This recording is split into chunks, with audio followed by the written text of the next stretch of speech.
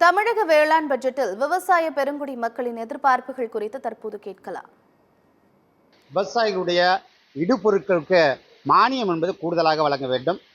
Delta மாவட்டங்கள் உள்ளிட்ட பல்வேறு மாவட்டங்களில் விவசாயம் என்பது தொடர்ந்து பருவமழைகளால் மிகப்பெரிய அளவில் பாதித்து இருக்கின்றது.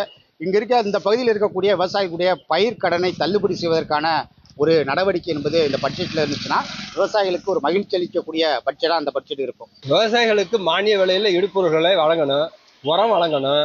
அப்புறம் அந்த நெல் நம்ம காய வைக்கிறதுக்கான உலர் கலன்களை தயார்படுத்தி கொடுக்கணும்.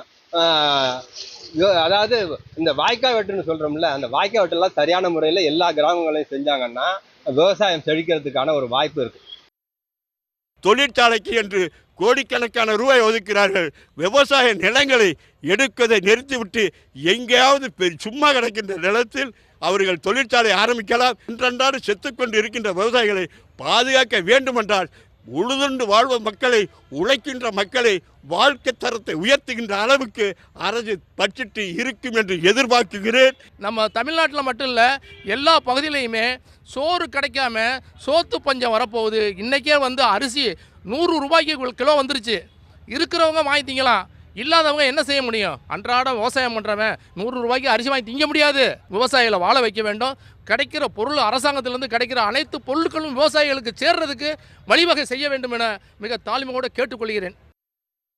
தமிழக அரசினுடைய பொது பட்ஜெட்டும் அதை தொடர்ந்து வேளாண் பட்ஜெட்டும் நடைபெற இருக்கிறது. இந்த வேளாண் பட்ஜெட்டில் ராமநாதபுரம் மாவட்டத்தில் மிளகாய் மண்டலம் அறிவிக்கப்பட்டிருக்கிறாங்க. அதற்கான நிதி 5 கோடி ரூபாய் ஒதுக்கப்பட்டிருக்கு. ஆனாலும் நடவடிக்கை எடுக்கப்படவில்லை.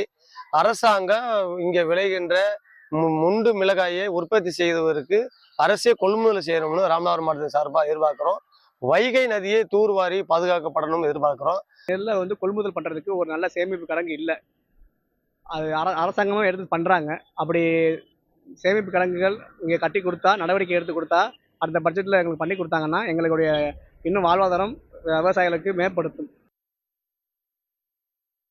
நீர் நிலைகள் எல்லாம் சீரமைக்கப்படாம ரொம்பவும் மோசமான ஒரு நிலைமையில் இருக்கிறத கண்டிப்பாக இன்றைக்கு உள்ள நவீன காலத்தில் நவீன இயந்திரங்கள் மூலியமாக நீர்நிலைகள் எல்லாம் சரி பண்ணி கொண்டு வந்தால் மற்றும் இன்றைக்கு விவசாயங்கள் காக்கப்படும். விவசாயிகள் வெளியேறி போய்கிட்டு இருக்கக்கூடிய மிகவும் முக்கியமாக இந்த நாட்டினுடைய முதுகெலும்பு என்று கூடிய இந்த விவசாயிகளுடைய இந்த கோரிக்கைகள் மிகவும் ஆவலாக எதிர்பார்த்துக்கிட்டு இருக்காங்க. இந்த மாவட்டத்தில் 2.5 லட்சம் ஏக்கர் நிலம் மானாவாரி தரிசாக இருக்கிறது. இவனுக்கெல்லாம் காரணம் 10,000 கம்மாயில் இருக்கிறது. இந்த கம்மாயில் இந்த இடங்களெல்லாம் தரிசு நிலங்களெல்லாம் வேலிக்கழிவு அதிகமாக இருக்கிறது. இந்த வேலிக்கழிவு அதிகமாக இருக்கிற காரணத்தால் விவசாயம் பண்ண முடியவில்லை. அந்த வேலிக்கழிவை ஒழிப்பதற்கு கடுமையான நடவடிக்கை எடுத்து அதையெல்லாம் ஊக்கப்படுத்தி விவசாயத்தை கொண்டு வரணுங்கிறது வேளாண்மை பட்ஜெட் சார்பாக கேட்டுக்கொள்கிறேன். ராசி மணல் அணை கட்டுவதற்கான செயல் திட்டங்களை இந்த பட்ஜெட்டிலே அறிவிக்க வேண்டும்.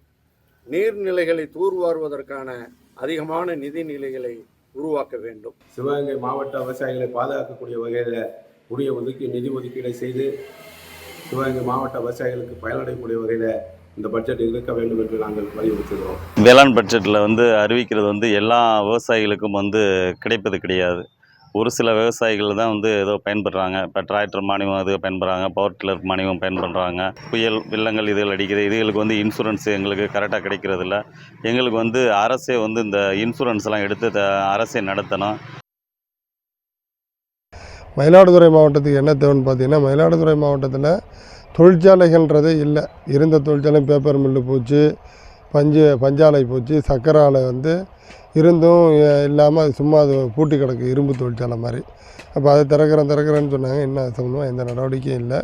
அதை திறக்கிறதுக்கு நடவடிக்கை எடுக்கணும். இப்போ எங்களுக்கு மயிலாடுதுறை மாவட்டத்தில் எங்களுக்கு ஒரு நெல் குடோன் நீங்கள் கட்டி தரணையா. அதுக்காக தான் இந்த குடோன் இல்லைங்கிறதுக்காக தான் நான் மயிலாடுதுறையில் ஒரு குடோன் ஒன்று கேட்குறேன். அதுமாதிரி எங்கள் மயிலாடுதுறையில் வெயிட்டர் மிஷின் ஒன்று வேணுங்க. லாரியோடு விவசாயிகள் நெல்லை போட்டாங்கன்னா நெடையை நாங்கள் நேராக கொண்டு போய் கவர்மெண்ட் எடை மிஷின் இருந்ததுன்னா அந்த எடையை நாங்கள் போட்டு லாரியோடு கொண்டு நிறுத்தத்துக்கு உள்ள வாய்ப்பு எங்களுக்கு கிடைக்கும். முக்கியமாக இந்த 3 கோரிக்கையை ஐயா உடனடியாக இந்த பட்ஜெட்டில் ஏற்றி இது கொடுக்க முடியும் மிக தாழ்மையுடன் கேட்டுக்கொள்கிறேன்.